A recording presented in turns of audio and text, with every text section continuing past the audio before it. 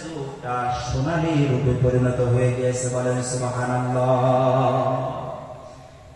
মানুষ যখন মারা যাবে না, মারা যাওয়ার সময় যখন আজরাইলের সাথে যখন দেখা হবে না, পুরুষ হোক আর মহিলা হোক, তারা একটু সময় চাইবে।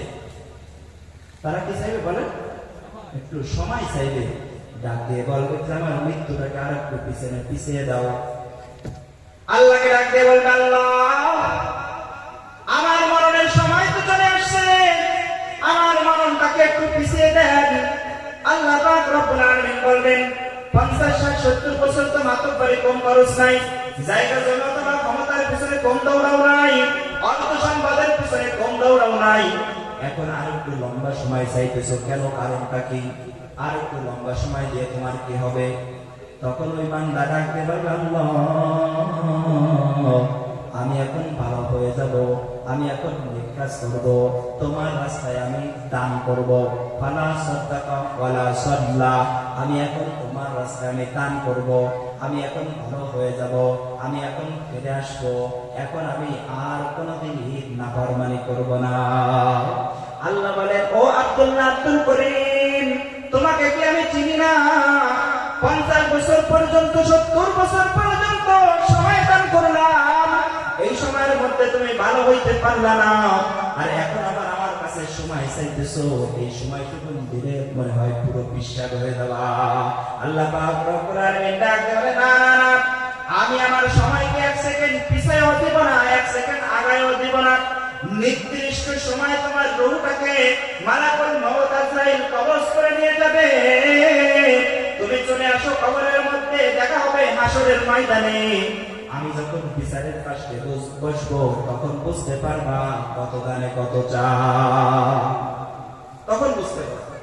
এই জন্য সময় থাকতে সময়ের মূল্য দেয়া বোঝা।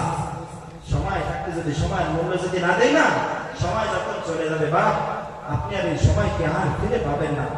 আপনি চিন্তা করেন, আপনি দৌড়াইতেছেন দুনিয়ার পিছনে, আপনি যদি এখন যদি মারা যান, দুনিয়া ঠিকই চলবে, দুনিয়ার কোন জায়গা থেকে বন্ধ হয়ে যাবে না, দুনিয়া কোন জায়গা থেকে একটু কমতিও হবে না, দুনিয়া ঠিক মতনই চলতে থাকবে। মাঝখান থেকে আপনি আল্লাহর নাফরমানি করে মারা গেলে আপনার হবে জাহান্নাম। এই জন্য আল্লাহ পাকের নাফরমানিটা করা যাবে না। আমরা যাই করবো, হ্যাঁ আল্লাহর দ্বীনের বিরুদ্ধে আমরা কোনো কথা বলবো না, নামাজ কখনো ছাড়বো না। মসজিদের মধ্যে খাটিয়াটা কত মানুষের বাড়ি দরজার সামনে গেল, ওই খাটিয়াটা আপনার দরজার সামনে আসার জন্য অপেক্ষা করতেছে কি করতেছে না? আপনার দরজার সামনে মসজিদের পালকিটা কি আসবে কি আসবে না? অবশ্যই আসবে। একটু চিন্তা করে দেখেন তো, ওই পালকিটা যখন ঘরের দরজার সামনে আসবে, আর ওই পালকির বাহন যখন আপনাকে যখন পালকির উপরে শোয়ায় দিবে, সাদা 3খানা কাপড় পরাইয়া যখন অন্ধকার কবরের দিকে নিয়ে যাবে, সবাই আপনাকে দাফন করে কবরের মধ্যে রেখে দিয়া এক এক করে সবাই যখন চলে যাবে, তখন বলেন তো আপনার একা একা ওই পাশ বাগানের নিচের অবস্থাটা কেমন হবে? চিন্তা করেন কখনো? জানলা আমি কি করতেছি, আইসি কি করতেছে কি আর নিয়ে যাবো না। এই জন্য দুনিয়ার মুসলমান, আল্লাহ পাক রব্বুল আলামিন বলেন, তুমি যতই কাকুতি মিনতি করো না কেন, তোমাকে আমি অন্ধকার কবরের মধ্যে ঢুকাইয়ে ছেড়ে দিব। অন্ধকার কবরের মধ্যে ঢুকাইয়ে সেখান্ত করবো তা না, তোমার আবার ওইখান থেকে আমি বাহির করে দিব। ওইখান থেকে কিভাবে তোমাকে আমি বাহির করব সেটাও বান্দা কোরআনের মধ্যে আল্লাহ পাক রব্বুল আলামিন জানিয়ে দিয়েছেন, যে তোমাকে আমি ওইখান থেকে ইসরাফিল আলাইহিস সালাতু ওয়াস সালামকে ইস্তার সিংহার মধ্যে ফুৎকার দিতে বলবো এবং কবরের দরজাগুলো আমি খুলে দেব। ইসরাফিল আলাইহিস সালাতু ওয়াস সালাম সিংহার ভিতরে যখন ফুৎকার যখন দিয়ে দিবে, ওই সময় বান্দা তোমার ওই কবর থেকে বাহির হয়ে আমার সামনে দাঁড়াইতে হবে। সেদিন তোমার দুনিয়ার নেতারাও থাকবে না, দুনিয়ার বাচ্চারাও থাকবে না, কেউ থাকবে না, সকলেই উপস্থিত থাকবে, কিন্তু তোমার পক্ষে কেউ সাক্ষী দিবে না। সবাই বলবে ইয়া নাফসি ইয়া নাফসি, কোথায় পীর, কোথায় মুরিদ, কোথায় নেতা, কোথায় বিবি, কোথায় সন্তান? সকলেই দৌড়াদৌড়ি করতে থাকবে, ইয়া নাফসি ইয়া নাফসি, আমার কি উপায় হবে, আমাকে কে কে আছে? বাঁচানোওয়ালা কিন্তু এই রব ছাড়া কেউ নাই। দুনিয়ার বুকের মধ্যে যদি কোনো ঘরের মধ্যে যদি আগুন যদি একবার লেগে যায়, দুনিয়ার বুকের মধ্যে কোনো ঘরের মধ্যে যদি একবার আগুন লেগে যায়, দুনিয়ার সমস্ত মানুষজন গুলো নিবানোর জন্য তো ছুটে আসে আশপাশের সকল বাসিন্দারা। তাও যদি নিভাইতে যদি না পারে, ফায়ার সার্ভিসকে খবর দিলে তারা এসে কিন্তু আগুন নিভাই দেয়। আর আল্লাহ পাক রব্বুল আলামিন ডাক দিয়ে বলেন, একবার যদি তোমার অন্ধকার কবরের মধ্যে যদি আগুন লেগে যায়,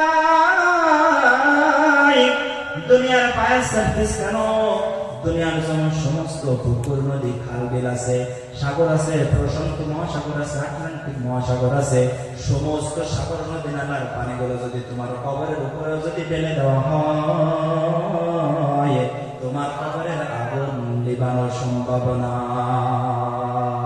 এই জন্য কবি বলেন, তৈরি থেকো, তৈরি রেখো কবরের সামান,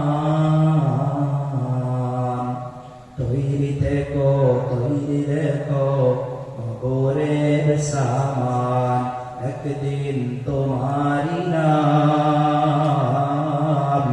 মসজিদের মাইকে হবে এলান। হবে না? আজকেরা দক্ষিণ পাড়া থেকে খবর আসবে আব্দুল করিম সাহেব দুনিয়ার মধ্যে নাই, কালকের উত্তর পাড়া থেকে খবর আসবে আব্দুর রহমান দুনিয়ার বুকের মধ্যে নাই, আব্দুল সত্তার নাই, মালিক নাই, অমুক নাই, তমুক নাই। এই নাই নাই করতে করতে তো আজ পর্যন্ত 50, 60, 70 বছর পার করেছেন। কত মানুষকে আপনি বিদায় দিয়ে দিয়েছেন, কত মানুষের জানাজা নামাজের তাকবীর দিয়েছেন। দুঃখের বিষয় হলো কত মানুষ কবর খনন করে, কিন্তু কবর খনন করে আর বিড়ি টানে, আছে না নাই?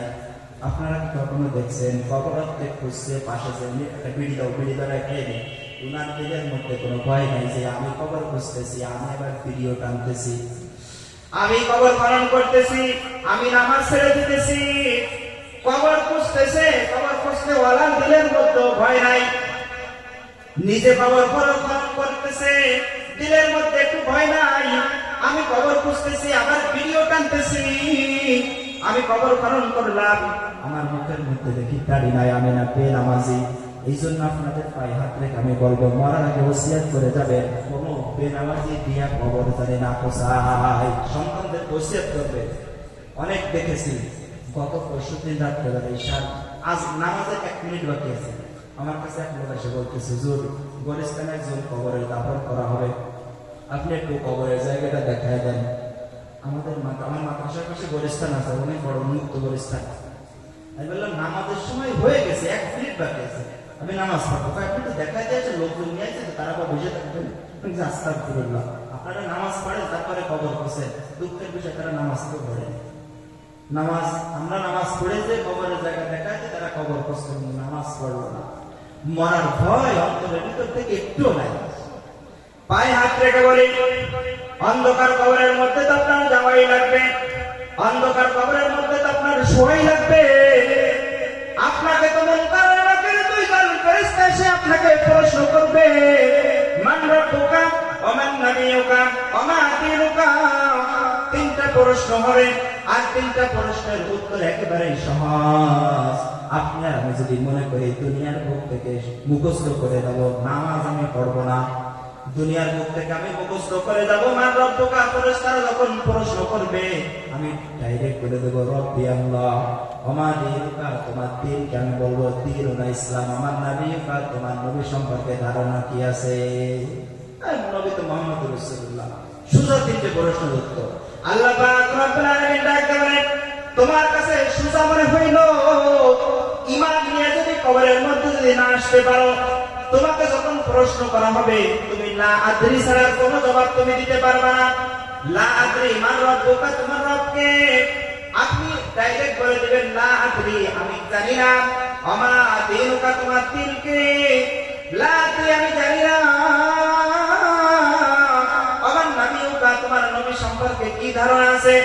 কারণ নবী সম্পর্কে ওই ব্যক্তির ধারণা থাকবে যেই ব্যক্তির বুকের মধ্যে নবীর সুন্নাত দেখা যাবে, যেই ব্যক্তির গায়ের মধ্যে নবীর সুন্নাত দেখা যাবে, যেই ব্যক্তির মাথার মধ্যে নবীর সুন্নাত দেখা যাবে, ওই ব্যক্তি ছাড়া নবীর সুন্নাত বেঁধে রেখে কোন ব্যক্তি নবীর পরিচয় দিতে পারবে না। সে বলে দিবে লা আদরি। ফেরেশতারা এই জবাব দেওয়ার পরে ফেরেশতারা বলবে বারো কাযাবতা, হে আল্লাহর গোলাম, মিথ্যা কথা বলেছস, মিথ্যা কথা বলেছস।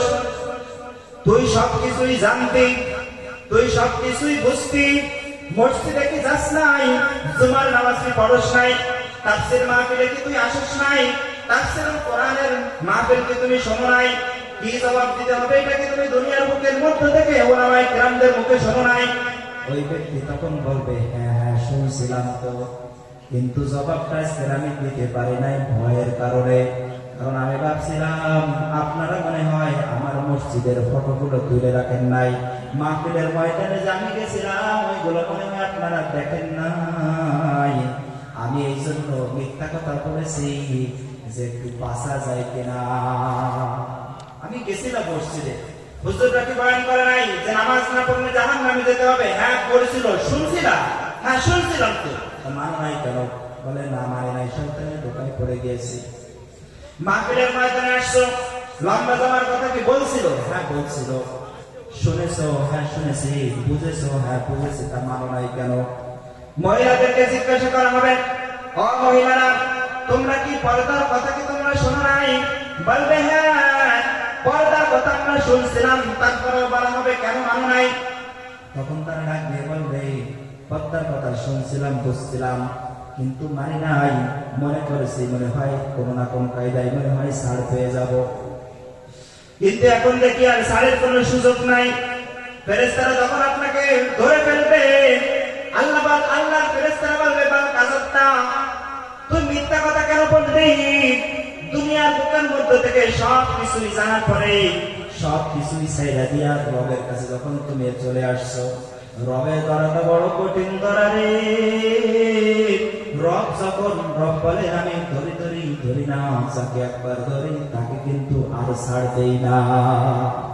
এক লোক মসজিদের যে এক ছাত্র, দুইজন ছাত্র দুষ্টমি করতেছে, একটা বড় ছাত্র একটা ছোট ছাত্র। মসজিদের ভিতরে বড় ছাত্র শুয়ে রয়েছে, ছোট ছাত্র তার পা ধরে মসজিদের মধ্যে একটেন জায়গায় গুঁড়ো দিছে। একটেন জায়গায় যদি একজন বড় মানুষকে যত বড় শক্তিদার হোক না কেন, একটা মানুষ পা ধরে জাগাইলে সে কিন্তু আর শক্তি কাটাইতে পারে না। পারে? বলেন পারে না। ওই ছাত্রটা পা ধরে ঘুরাইতেছে, ঘুরানোর পরে শেষ চক্কর যখন দিছে, দিয়ে এমনি দুই পা একবারে জড়ায় ধরেছে বুকের সাথে, ধরে বলতেছে ভাই, বড় ভাই, অন্যায় তো করে ফেলছে, আপনার কাছে ক্ষমা চাই, আপনাকে ক্ষমা করে দেন।